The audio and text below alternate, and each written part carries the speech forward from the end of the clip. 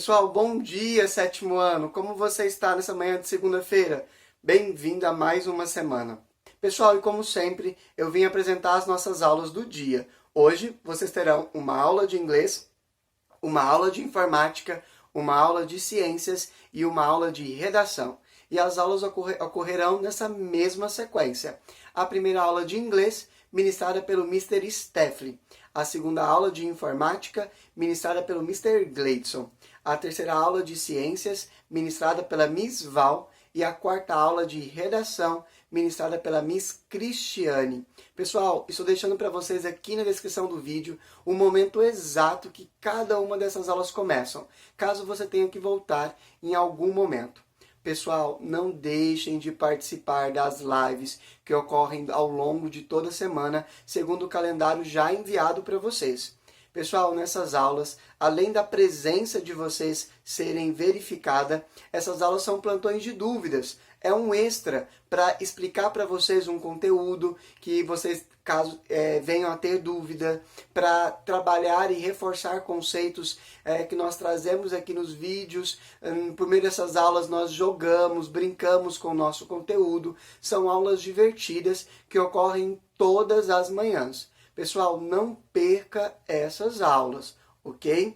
No mais, ao longo da semana, nós também trazemos para vocês atividades extracurriculares, dias de jogos online com os professores, filmes, então fiquem atentos às nossas redes sociais, tá ok? O que é postado lá nos grupos de WhatsApp, o que é postado dentro da nossa sala do Google Classroom, ou mesmo no nosso Instagram.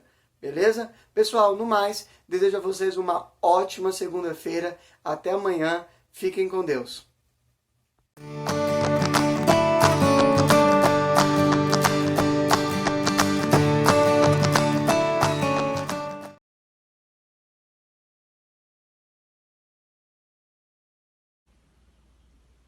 Hello, 7th grade, how are you doing? Então, galera do sétimo ano, assim como eu disse na última aula da semana passada, quando a gente teve o conteúdo sem ser a de texto e interpretação, que era um conteúdo mais complicadinho que a gente ia fazer uma correção dela, certo? Então é isso que a gente vai fazer aqui agora. A gente vai fazer a correção dos dois exercícios da nossa aula de terça-feira. Eles eram exercícios que trabalhavam basicamente com weather, que significa clima, plus existence. Então, onde a gente trabalhou com there is e there are para expressar a existência, certo? Beleza. E aí eu tenho isso na minha cabeça, porém o exercício pedia um pouquinho além. O que eu tinha que fazer na primeira parte do meu exercício? Primeiro, eu vou analisar a minha frase It was very sunny. Ela não está na forma de existência, ok? E para eu trabalhar ela com a forma de existência, eu vou ter que fazer uma inversão. Inversão do quê? Eu vou ter que pegar o meu adjetivo, sublinhar que fica mais fácil, e vou transformar ele no substantivo. Então, peraí, o que eu vou ter que fazer? Eu vou ter que pegar a minha primeira lista que eu passei para vocês sobre o weather. Lembra que foi aquele exercício onde tinha uma lista de substantivos e vocês tinham que pesquisar pelos adjetivos. E aí depois na aula seguinte eu fiz a correção dos adjetivos. Semana passada isso. Então é basicamente isso. Eu vou pegar aqueles substantivos que eu já dei para vocês no exercício, ok? E vocês vão utilizar para fazer isso daqui. Vamos entender um pouquinho melhor. Ok. It was very sunny. Estava muito ensolarado, ok? Como é que eu vou passar essa frase para a existência? Então, there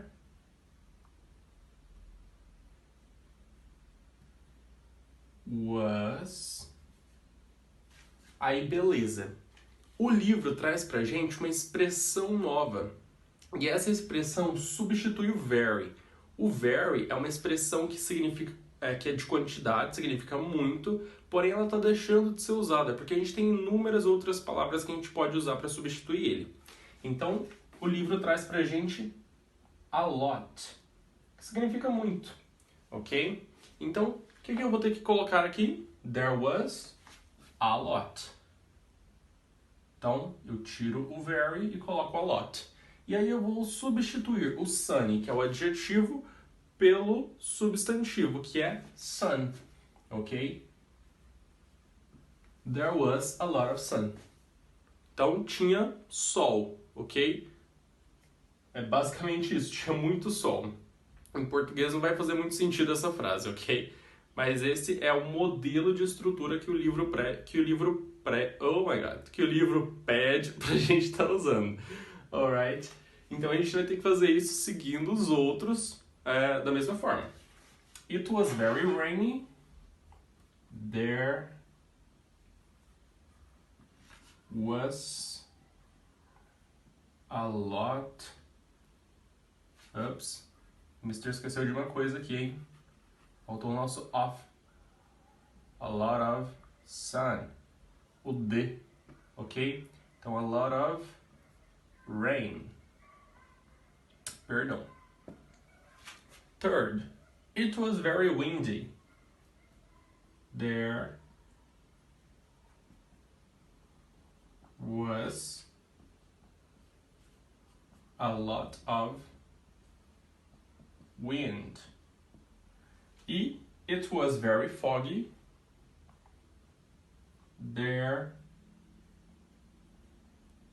was a lot of fog. Alright. Então, assim que ficou nosso exercício. It was very sunny, there was a lot of sun. It was very rainy, there was a lot of rain. It was very windy, there was a lot of wind. It was very foggy, there was a lot of fog.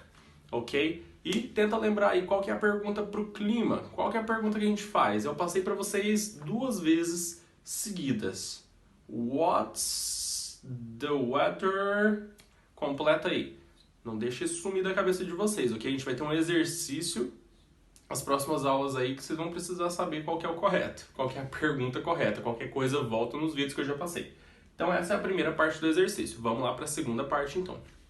Então vamos aqui agora para a nossa segunda parte do exercício. A segunda parte vocês tinham que criar as frases, na verdade montar as frases, certo? Então vocês têm que pegar todas essas palavras que nós temos aqui entre os slashes, que são as barras, para alocar elas, desembaralhar e colocar na forma correta para formar a frase, ok? É uma frase em cada número. Então tiveram algumas dúvidas se eram para formar tipo mais de uma frase ou se vocês formarem uma frase que vocês criam a partir dessas palavras, mas não. Essas palavras formam o conjunto de uma frase só, alright? Então, era dessa forma que vocês tinham que fazer. O Mister respondeu a alguns alunos que perguntaram, mas para quem não perguntou e o Mister não teve conhecimento da dúvida de vocês, aqui vai estar a resposta já. Vamos lá então. Essa era mais complicada pelo tamanho dela, né? Então nós tínhamos a número 2. Cold was it a rainy and traffic we got stuck a in jam day. E termina com camas aqui. Então como é que a gente vai ter que montar essa frase? Eu vou olhar, eu tenho 2 situações diferentes. Primeiro, it, ok, vou colocar com letra cursiva que vai ficar melhor. It was,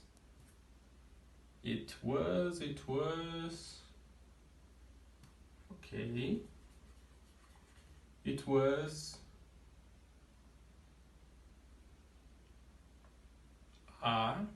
it was a rainy, it was a cold and rainy. It was a cold and rainy day. Commas. Okay, we got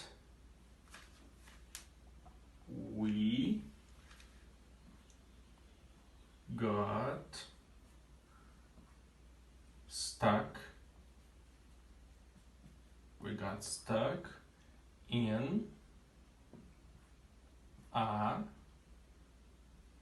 traffic Traffic jam. Então nós tivemos na primeira. It was a cold and rainy day. We got stuck in a traffic jam. Então, era um dia frio e chuvoso e nós ficamos presos no traffic jam. Traffic é trânsito, ok? E traffic jam é engarrafamento, alright? E agora vamos para a nossa number 3, para a nossa número 3, ok? Nós temos as palavras beach, walking, love, the day on sunny, hot on I, final, ok? The stop, the full stop, e o comes. Alright, então como é que eu vou formular essa frase minha? Eu tenho que ter uma commas aqui, eu tenho que ter uma vírgula no meio, então eu vou ter que dar uma modificada nessa frase, ok? Como se eu tivesse que inverter, eu vou começar ela de trás para frente. Então vamos lá. On a. Então já vamos eliminar aqui, ó. On a hot, sunny,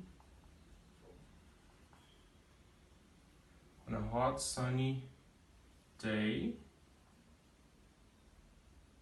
commas, on a hot sunny day, I love walking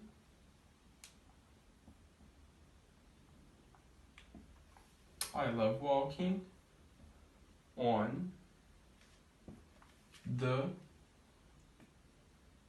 beach. On a hot sunny day, I love walking on the beach. E aí nós utilizamos o full stop e o commas, ok? Então, essas foram as nossas duas frases do segundo exercício da aula de terça-feira, galera. Prestem bastante atenção aqui, analisem, ok? E sim, foi um exercício mais de desafio para vocês. Alright, até a nossa próxima aula. Bye, bye!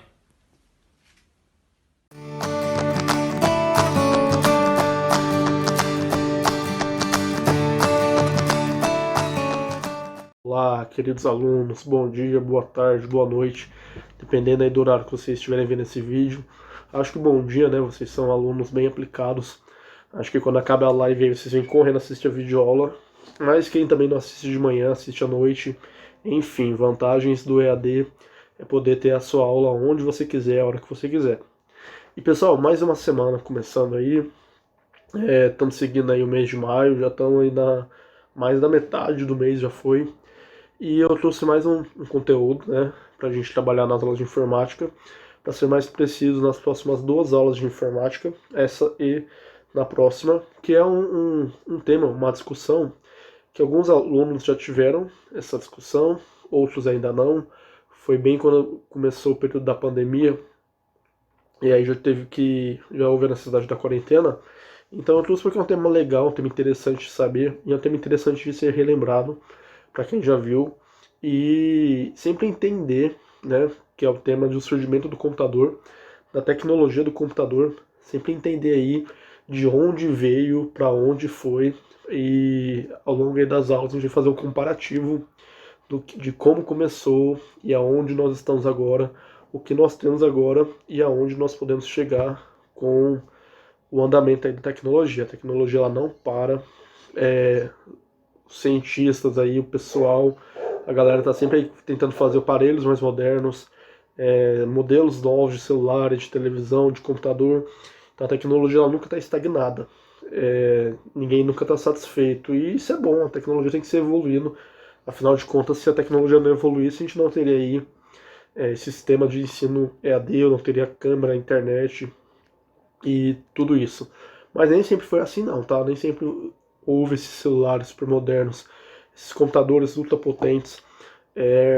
O começo foi bem básico mesmo, e eu vou explicar para vocês como que surgiu o computador, o para quê e o porquê. E começa com aquela clássica historinha do Era Uma Vez, da necessidade do homem de contar.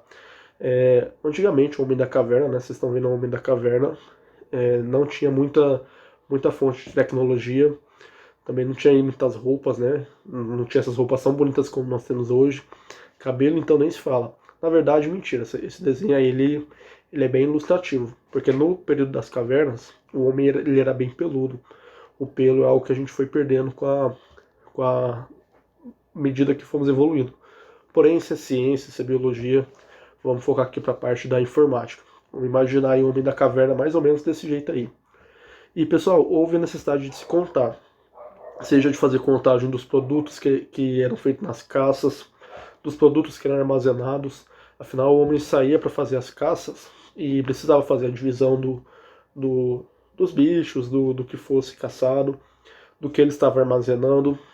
E antigamente não. Antigamente o homem saía lá para caçar, e aí ele caçava, por exemplo, as vaquinhas dele. E como que ele fazia isso? No começo dava para contar nos dedos, né, quando era poucos. Para cada objeto ele associava a um dedo. Se é para caçar aí 10 vaquinhas, poucos bichinhos, dava para associar cada um ao dedo. Porém, à medida que esse número vai aumentando, né, nós só temos 10 dedos nas mãos. Então, se a gente vai associar aí algum material aos dedos, o máximo que a gente consegue é 10. À medida aí que que os produtos iam aumentando, assim como vocês estão vendo aí no slide, não para de aumentar, ele precisava contar, ele precisava organizar isso de alguma forma. Olha aí, quanta vaquinha, quanto bichinho, quanta caça. Então isso precisava ser organizado de alguma forma. E como ele organizasse, os dedos eram tão limitados? Através dessa necessidade, ele fazia associação por pedrinhas, por pedras. Para cada pedrinha, ele fazia uma associação a um produto. Então, estamos dando exemplo aqui de vaquinhas. Para cada vaquinha, ele associava uma pedra. Só que, pensa, aquele tanto de vaquinha, aquele tanto de pedra, não era algo fácil de organizar, não era algo interessante, né? Virava uma bagunça. Então, isso foi evoluindo, e através dessa necessidade de contagem, dessa necessidade de fazer contas, fazer cálculos, o homem queria facilitar. Afinal, não é de hoje que a gente quer sempre facilitar o serviço, né? Que a gente quer trabalhar, fazer menos esforços e render menos. É para isso que surgiram aí as máquinas, para que houvesse menos esforço físico e um melhor aproveitamento de tempo, melhor aproveitamento de capacidade física. Então, naquela época, o homem já queria aproveitar melhor o tempo, já queria ter menos esforço, render mais com menos trabalho. Então, por isso, através dessa necessidade da contagem e de reduzir os esforços, de conseguir se organizar, houve o primeiro grande passo na tecnologia que depois iria levar para o surgimento do computador, que é algo que vocês já devem ter ouvido falar nas aulas de matemática em algum momento da vida de vocês, que é o ábaco. O ábaco ele veio com um sistema que facilitou muito, avançou muito o trabalho do homem em relação à conta. Vocês conhecem o ábaco aí, né? É esse sistema aí de pedrinhas, onde cada grupo, cada fileira tem aí fileira de unidades, fileira de dezenas, fileira de milhares, centenas, enfim. Através do ábaco, o ábaco foi o primeiro grande passo, o primeiro grande objeto tecnológico que possibilitou o homem a facilitar o cálculo, né? O ábaco facilitou bastante o cálculo e a diminuir, a otimizar tempo e serviço. E aí, através do ábaco, o ábaco foi evoluindo, e depois do ábaco, lá na frente, em 1950, surgiu o primeiro computador. O primeiro computador que surgiu, vocês já devem ter ouvido falar nesse nome nas nossas aulas de informática, foi o ENIAC. O ENIAC ele foi inventado por cientistas norte-americanos. Era um computador, enquanto vocês têm aí esses computadores leves, fáceis, que uma pessoa só carrega, o primeiro computador ele pesava 30 toneladas. 30 toneladas é muita coisa. Ocupava uma área de 270 metros quadrados. Quando a gente tem computadores aí desse tamanho, meu notebook é desse tamanho, o ENIAC ele ocupava toda uma sala inteira só com um computador, e que precisava de 3 pessoas para manusear esse computador. E o ENIAC, tudo que ele fazia, a maior potência dele, eram fazer cálculos, fazer continhas, contas que hoje a gente faz com uma calculadora de celular, uma calculadora minúscula. Então, O ENIAC foi o primeiro computador que surgiu através dessa necessidade. Olha aí as características dele, o quanto ele era grande, o quanto ele era pesado e o quanto ele era complexo para no final fazer operações simples, mas que naquela época representou um grande avanço. Até na aula de hoje, vou só até essa parte aqui, que é a apresentação do ENIAC. Próxima aula eu vou mostrar para vocês fotos do ENIAC, como era esse computador, o primeiro computador, né, que nós tivemos em 1950. Vou mostrar. E aí a gente vai fazer um paralelo também da tecnologia, dos primeiros computadores até os computadores mais modernos. E próxima aula tem tarefinha, tá? Já uma tarefa também no final da aula, já para valer como nota também, para a gente compor a nossa nota. Tivemos algumas atividades aí ao longo do semestre, né? Do bimestre, na verdade. E aí, próxima aula a gente tem uma atividade no final. Então é isso, pessoal. Na aula de hoje vou até essa parte aqui para explicar para vocês por que surgiu o computador, apresentar o primeiro computador. Próxima aula a gente continua. Qualquer dúvida, vocês têm o nosso contato aí nos grupos de WhatsApp dos pais. Podem procurar, podem tirar as dúvidas que vocês tiverem. E espero vocês na semana que vem, para a gente fechar esse assunto e já passar a tarefa de vocês. Se cuidem e tô morrendo de saudade de vocês e espero ver vocês o mais breve possível, que tudo isso passe logo, né, pra gente poder ter nossas aulas presenciais, poder abrir nosso computador, como foi prometido. E é isso, pessoal, boa semana, continuem os estudos, qualquer dúvida nos procurem, tá bom? Um forte abraço, tchau, tchau.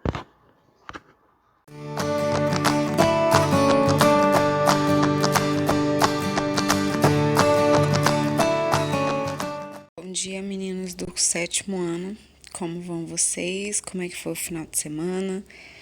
Nós iremos começar agora sobre o reino Plantae, né?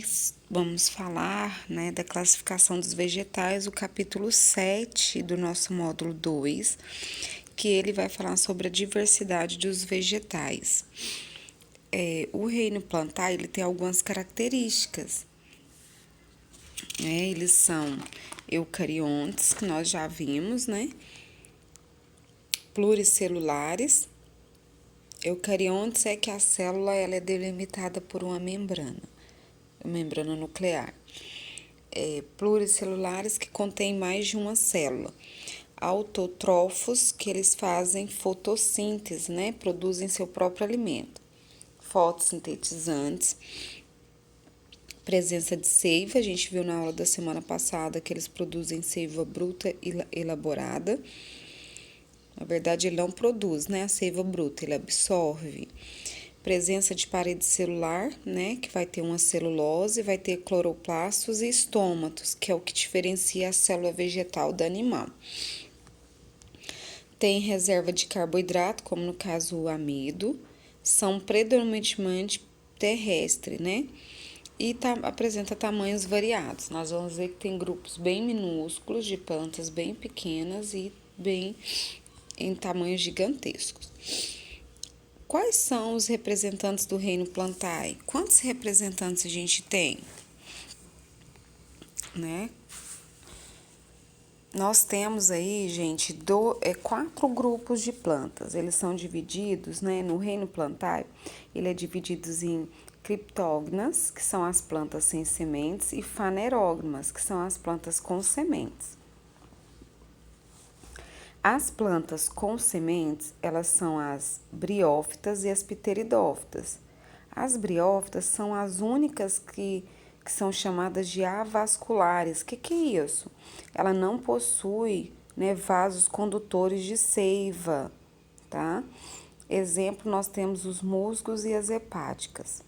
As pteridófitas, elas já são dos grupos das vasculares, né? Ela possui vaso condutor de seiva, e nós já temos exemplo a samambaia e as avencas. As briófitas e as pteridófitas, elas são chamadas de vegetais inferiores. No livro de vocês, na página 49, ele traz esses 4 grupos, mas ele traz com a separação de plantas vasculares e avasculares. As fanerógamas são as plantas com sementes. ela se divide em dois grupos, as gimnospermas, que são sem frutos, e as angiospermas, que são plantas com frutos. As gimnospermas, nós temos o pinheiro do Paraná. As angiospermas são qualquer planta que produz fruto, a mangueiro, cajueira, laranjeiro, abacateiro, né, jabuticabeira. Então, essas duas são consideradas vegetais superiores.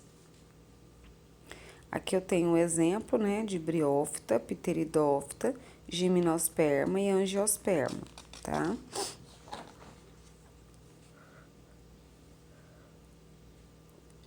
Qual foi a sequência evolutiva desses vegetais? Primeiro eu tive as algas verdes. Essas algas verdes, elas evoluíram em dois tipos de plantas, as briófitas e as pteridófitas. Primeiro briófita, depois a pteridófita. As pteridófitas, elas foram evoluindo, aí eu tive a gimnosperma e, por último, a angiosperma. Lá no livro de vocês, ele traz como exemplo da briófita o musgo, da pteridófita samambaia, da gimnosperma a araucárias e a da angiosperma a orquídea. Nesta evolução, né, acredita que os vegetais, né, eles evoluíram a partir de um grupo de algas pluricelulares. As algas, eles não possuem nem raiz, nem caule, nem folha, certo? E também não têm vasos condutores de seiva, porque eles são aquáticos, né? Então, eles absorvem a substância por meio do talo, que vai ser permeável. Olha aqui, nós temos os vasos condutores de seiva, que eu falei para vocês na semana passada. Vocês podem observar que são as mesmas imagens. Então, eu tenho seiva bruta e seiva elaborada, né, que a absorção acontece pela raiz, vai pelo caule até chegar na folha. No decorrer da evolução, as novas estruturas elas vão se desenvolver, né? Primeiro houve o desenvolvimento de órgãos para fixação e absorção de água e sais minerais, que esses encontram-se no solo.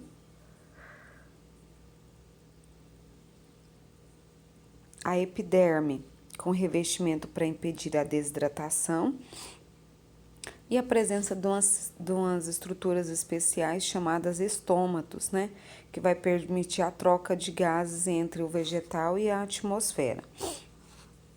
Aqui nós temos exemplo de estômatos, tá vendo? Aí embaixo eu tenho um desenho, o estômato aberto e o estômato fechado, né?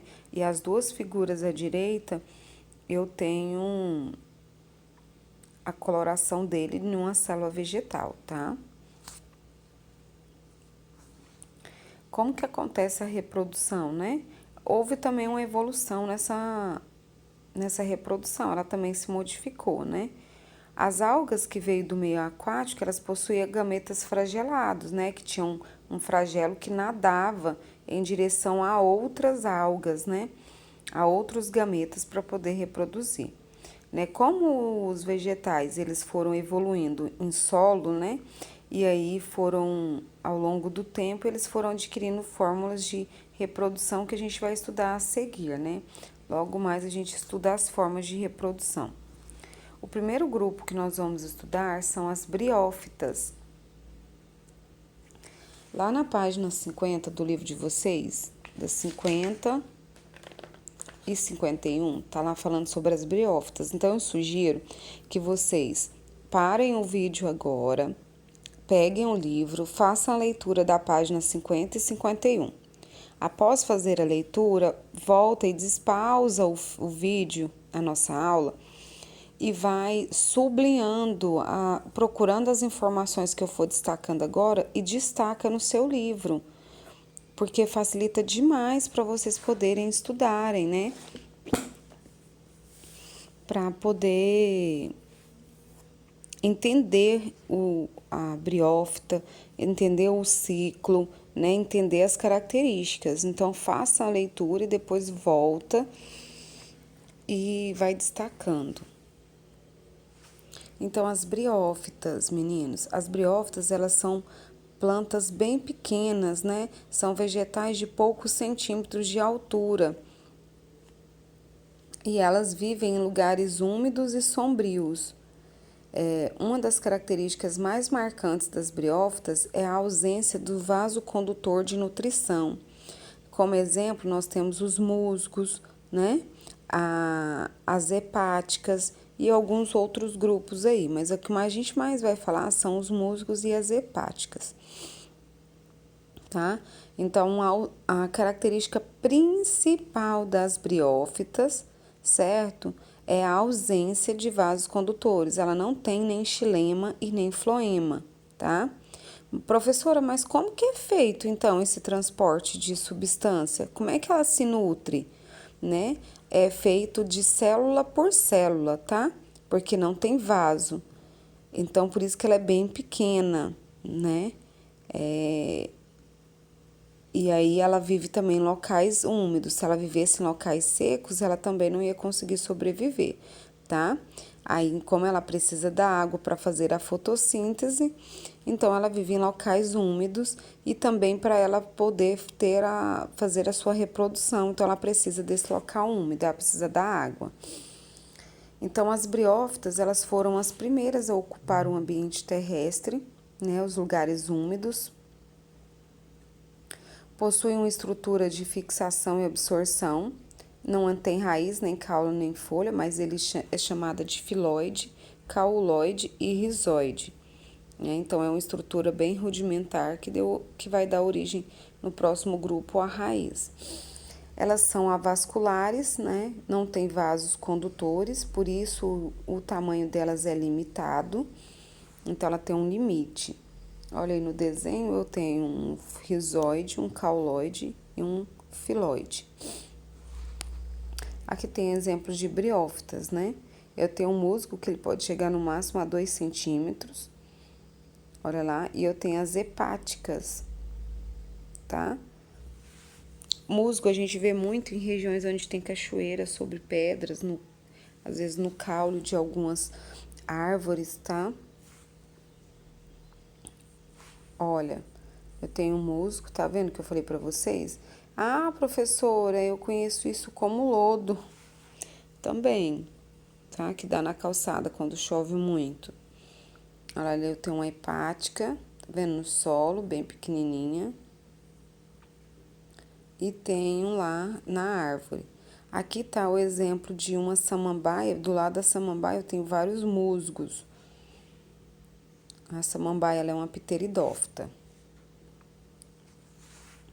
A reprodução, né? Elas se reproduzem. Então, as briófitas, elas têm duas formas bem distintas na reprodução, que nós chamamos de esporófito e gametófito.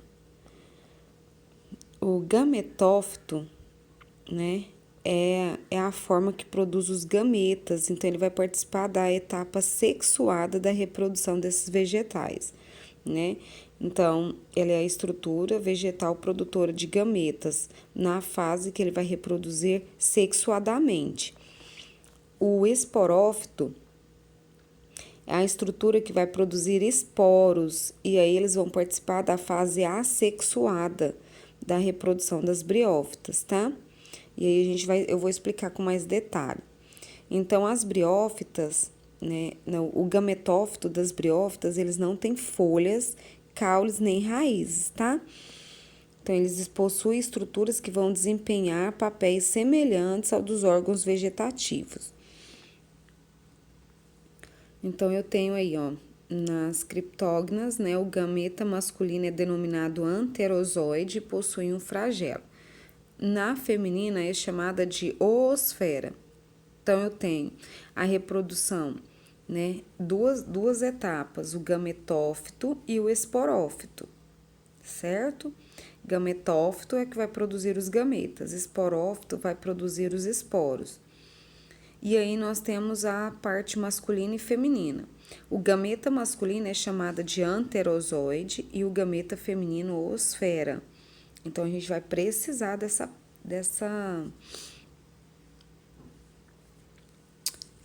desses nominhos. Se vocês observarem aqui o desenho, vou dar um zoom aqui. Olha, eu quero que vocês observem esse desenho. Vocês têm ele também na página 50. Ele tem duas etapas, tá vendo? O gametófito e a fase esporófito. No esporófito, eu vou ter uma cápsula. Essa cápsula é onde vai ter a produção de esporos. Tá vendo que tá caindo lá dele? Os pontinhos são os esporos. E ele vai ter uma haste. A haste é o que sustenta essa cápsula. Já na parte do gametófito, lembra que eu falei para vocês que é o que produz os gametas, gametófito. Gametófito, de gameta. Esporófito, de esporo, certo? Faz essa relação. Eu sugiro que as meninas aí, tem muitas que gostam de fazer resuminho, escrever, destacar, né? Colocar papelzinho lá no livro, eu sugiro que faça, tá? Porque aí vocês aprendem e fixa melhor o conteúdo. Então, na parte do gametófito, eu vou ter o filoide, que é uma estrutura que vai realizar a fotossíntese, certo? Eu vou ter o cauloide, que ela realiza também fotossíntese e tem a absorção de água e sais minerais, além de sustentar o vegetal. E o rizoide, que tem como função fixa o vegetal no substrato, não realiza fotossíntese nem absorção de água e sais minerais. Então, o caloide e o filoide é que tem a função de absorver água e sais minerais e vai realizar a fotossíntese, certo? Vou diminuir aqui. Peraí. E agora, aqui é a estrutura do musgo, né? Eu tenho lá o esporófito, tenho a haste e a cápsula. Na cápsula, eu vou ter os esporos. Lembrando que o esporófito é a parte da planta que vai produzir os esporos. E o gametófito é a parte da planta que vai produzir os gametas. Nós vamos ter uma planta feminina e a masculina, tá? O esporófito, gente, só vai surgir, tá? Sobre o gametófito feminino. Por quê? Porque ele depende de sua nutrição, tá? Então, ele está presente durante a fase assexuada do ciclo de vida do musgo. Olha aqui novamente. Olha lá na plantinha agora, a parte que é o gametófito e a parte que é o esporófito. Essa parte para cima é chamada de esporófito. Ela tem tipo uma cápsula, uma bolsinha acima da arte, que vai ter os esporos, né? Que como se fossem sementes, mas não é semente, porque esse grupo não produz semente.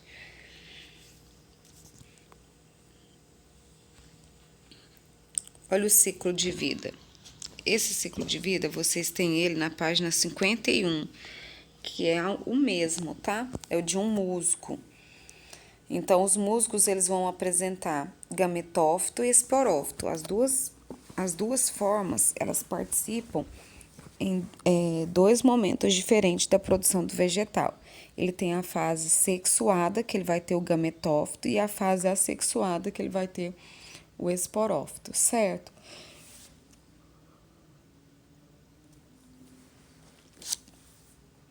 Então, eu tenho lá a primeira fase, certo? É essa daqui, ó. Essa primeira aqui, é onde está escrito gametófitos e está escrito anterozoide e osfera. Então, eu tenho a planta. Volta.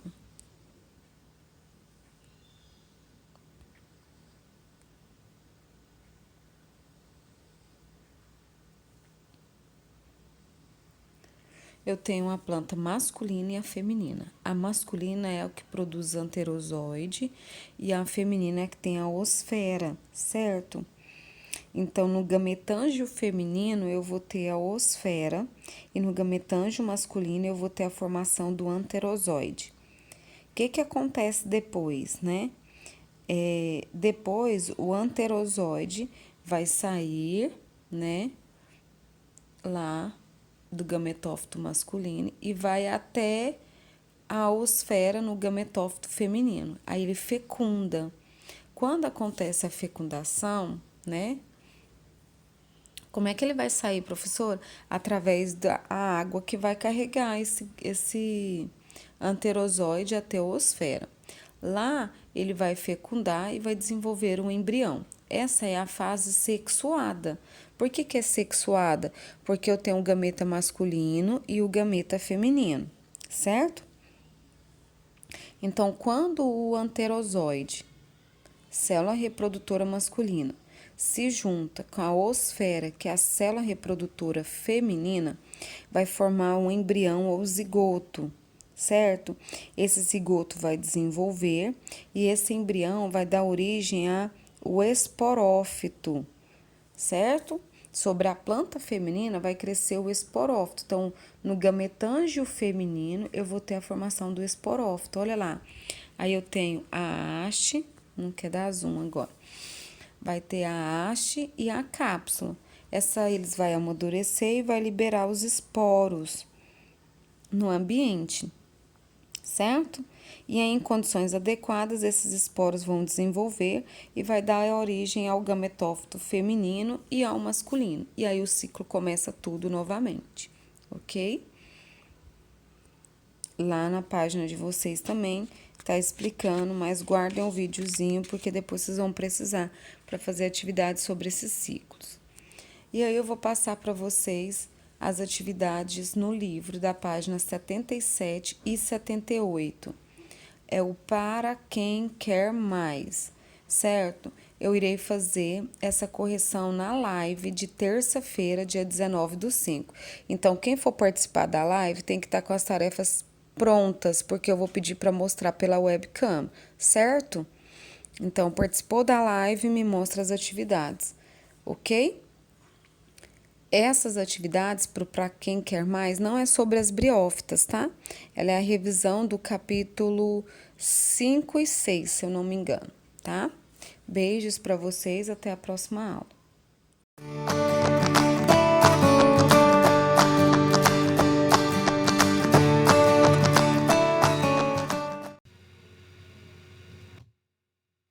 Bom dia, sétimo ano, tudo bem? Hoje, terça-feira, segunda-feira, nós temos aí uma aula de redação, hoje, dia 18 de maio. Então, nós seguimos aí o nosso horário oficial de aulas. Então, para a aula de hoje, eu preparei aí para vocês uma revisão relacionada a o que é uma narração, quais são os elementos que compõem uma narração. Nós iremos revisar esses conceitos relacionados aí à narração para que nós possamos aí, né, para que vocês possam estar aí, né, elaborando uma narração. Já faz um tempo que nós não fazemos esse tipo de texto, então eu resolvi colocar para essa semana, como tópico de estudo aí nosso, os textos narrativos, tá bom? Semana passada vocês assistiram o filme Vida de Inseto, que é uma narração, né? É um texto narrativo, porém é um texto cinematográfico, né? É um desenho animado, é um filme, né? Então tem a ver com cinema, mas não deixa de ser uma narração. Então, dando sequência aí ao filme Vida de Inseto, agora nós partiremos agora para exemplos mais práticos, para exemplos conceituais e uma proposta aí de texto que eu elaborei para que vocês possam estar elaborando aí em casa, tá? Então, vamos lá. Então, vamos relembrar aqui, né, meninos? O que é uma narração? Ele é um relato, né? Ela conta, né? Ela relata acontecimentos. Eles podem ser reais ou fictícios, né, com a participação de personagens cujas ações são contadas por um narrador. Então, uma narração, um texto narrativo, para ele ser narrativo a narração, ele tem que ter um narrador, ele tem que ter uma pessoa contando essa história. E esse narrador, ele pode ser um narrador observador, que é aquele em terceira pessoa, que só conta o que está presenciando, o que está vendo, ou um narrador personagem, que é aquele que conta uma história, mas também participa. Ele é narrado, né, basicamente em primeira pessoa, né? Você se insere na história. Então, nós temos um narrador personagem e um narrador observador. O observador, o próprio nome já diz, ele só vai observar, ele não vai se colocar em nenhum momento. E o personagem, sim, ele participa. Pode ser de maneira principal ou pode ser também de maneira secundária. Vai depender do teor aí, né, da sua narrativa, da sua narração. O texto narrativo, ele apresenta um enredo. Esse enredo, ele é formado por uma sequência de fatos. Então, tem-se essa sequência aí de fatos, né, em que estão inseridos aí os personagens. E esses personagens, eles estão inseridos aí em algum lugar e em um determinado tempo. Pode ser o passado, presente, futuro. Vai depender do que você esteja escrevendo. Esse enredo, quando você fala assim, qual é o enredo da sua narrativa? Então, seria o que? O meu enredo é falando sobre um homem que viaja pelo tempo. E aí, dentro desse enredo, você vai desenvolver a sua história seguindo aí essa questão dos fatos. Aí tem que ter personagem, tem que ter um lugar, né, que é o espaço, tem que ter o tempo. Esse tempo pode ser cronológico, pode ser demarcado aí por uma data ou não, né? Então, depende muito do que você esteja escrevendo. Isso dentro do texto narrativo, né? Já o enredo de um texto narrativo, ele vai apresentar aí as seguintes partes. Ele tem uma introdução, que pode ser também chamado aí como apresentação, que consiste em quê? O começo da história, em que se situam os fatos iniciais. Então, a introdução é quando o leitor ele é apresentado à história, né, de forma mais sintética, mais objetiva. Então, é aquele início, né, que coloca a par dos acontecimentos. Então, vai falar sobre isso, essa história, né? Vai ter como personagens tais pessoas, provavelmente vão ter espaços, por exemplo, uma floresta. Então, são os elementos iniciais da sua história. Isso na introdução. O conflito, ele já é um acontecimento que altera a situação inicial. Então, tem uma situação inicial, tá indo tudo tranquilo, bonito, tudo organizado, né, lá na situação inicial. Aí vem o conflito, que é quando ele vai trazer essa complicação aí para o enredo. Ele vai fazer ele vai desconectar tudo, ele vai provocar aí uma bagunça. Tá tudo andando na linha. Aí vem o conflito e tira da linha. Em seguida, vem o clímax, que é o momento de maior tensão. É quando o conflito ele atinge o seu ponto máximo. Então, vamos imaginar aí que o conflito seja um sequestro. Estou falando uma história, uma narrativa policial, e aí tem um sequestro. O conflito é esse sequestro. Né? A introdução está indo tudo tranquilo, uma pessoa, vamos imaginar que um jovem adolescente estava caminhando pelo parque, e foi sequestrado. Aí o conflito, é o sequestro. Aí o clímax é o momento de maior tensão.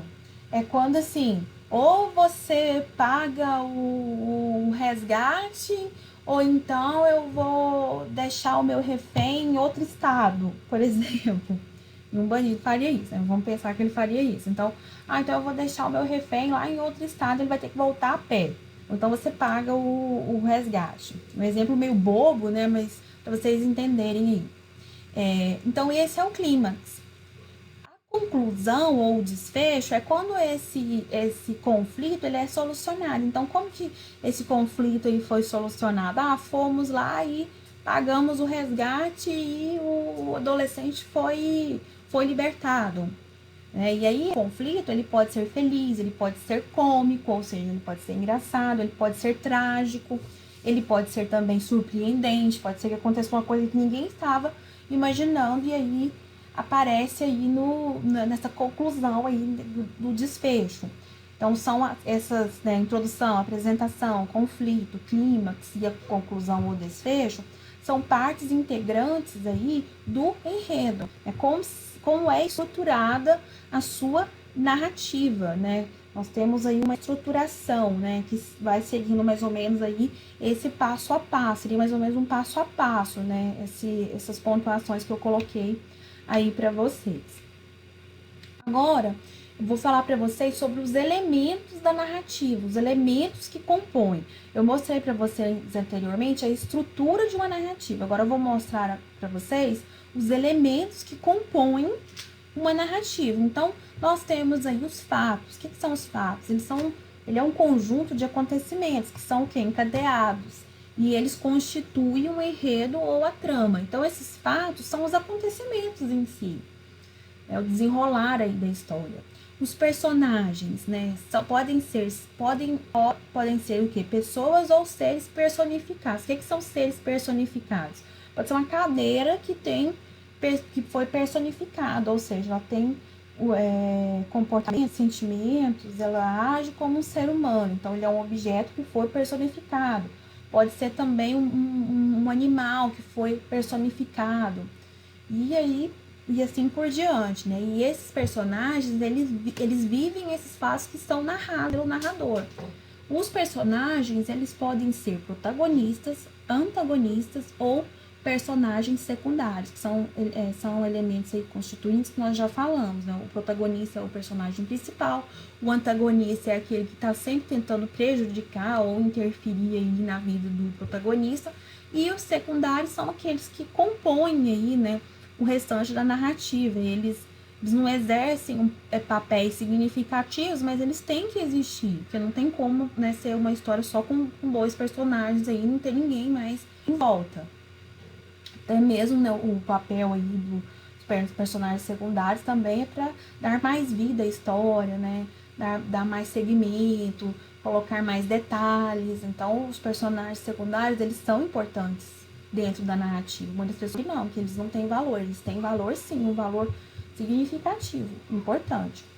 O tempo é a época em que a história se passa, né? Quanto tempo duram os fatos? Ah, foi uma semana, um dia, foi ontem, foi mês passado, ou foi certa vez, né? Ah, certa vez aconteceu isso e isso, né? Não tem identificação cronológica, não tem uma data específica, mas você sabe que foi no passado. Isso é o tempo. O lugar, né? O espaço, o cenário onde ocorrem os fatos. É uma floresta, é na cidade, é no quarto, é na sala, é no parque, enfim, o lugar que está acontecendo a história. E por fim aí o narrador, que eu até comentei, é aquele que vai contar os fatos. O narrador pode ser personagem ou observador, como eu já disse para vocês. O personagem participa da história em primeira pessoa e o observador somente observa. Ele não se coloca em nenhum momento dentro da história, tá? Se você tem uma proposta de redação, de narração, e pede-se que o narrador seja observador e por um minuto, por uma oração, por uma frase, você coloca eu vi.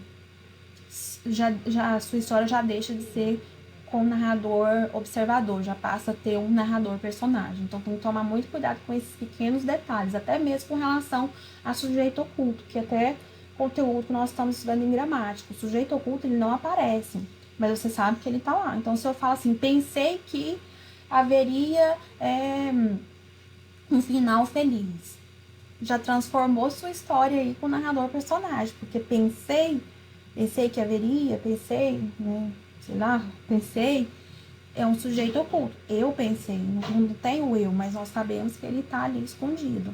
Então, aí sua narrativa já deixa de ser observador. Então, já é um ponto que pode ser que afete aí a correção do seu texto, né? Se for uma prova, se for uma atividade avaliativa, pode interferir aí na sua nota, tá? Então, esses aí foram os elementos que constituem a narrativa. Deixa eu voltar aqui no nosso slide aqui. Pronto. Agora eu vou mostrar pra vocês a lista de exercícios, tá?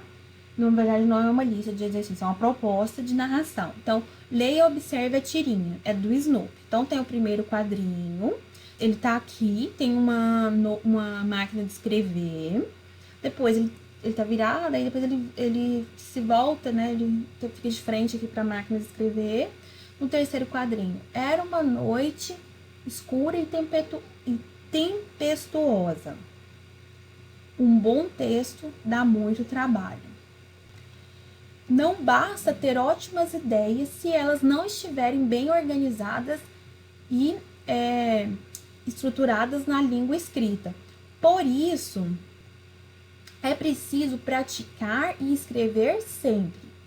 Com base nesse argumento, continue a narrativa iniciada pelo personagem da tirinha. Era uma noite escura e tempestuosa. O que haveria ter acontecido nessa noite? Em que lugar essa história poderia se passar? Quem seria o personagem? Que conflito ele poderia viver na noite tenebrosa, ou seja, numa noite com medo, né? Numa noite assim perigosa, né?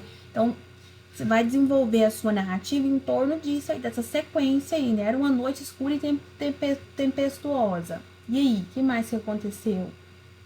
Quais personagens apareceram? Qual o lugar da história? O que poderia ter acontecido? Qual conflito merece aí? Lembrando aí, né, da estrutura da narrativa, dos elementos que compõem a narrativa que eu mostrei para vocês, né? Então, não se esqueça dos elementos constituintes de textos narrativos e alcance o mínimo de 20 linhas. Esse texto, eu vou pedir para que para que vocês façam a leitura dele durante a próxima live de redação, tá? Eu quero ouvir aí esse texto aí de vocês, eu não vou só corrigir, eu também quero ouvir, né, a leitura, como nós sempre fazemos aí em sala de aula, tá? Combinado, meninos? Então, essa foi a nossa aula de hoje, de terça-feira, de 18 de maio. Segunda-feira, gente, eu tô achando que hoje é terça. Segunda-feira, 18 de março. Uma ótima semana para todos vocês. Tudo de bom. Cuidem-se aí. Estou com saudades e até a próxima aula. Beijo para vocês. Tchau, tchau.